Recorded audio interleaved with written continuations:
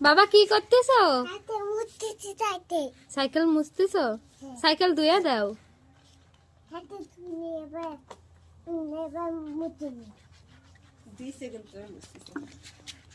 Cycle কে আনতেছো? মশো ভালো করে মশো। ওই নেকড়া রাখেল কে বাবারে আছে এ কত নেছে কত কত নেকড়া ধরে মুসা নেকড়া ধরে আমার নতুন সাইকেল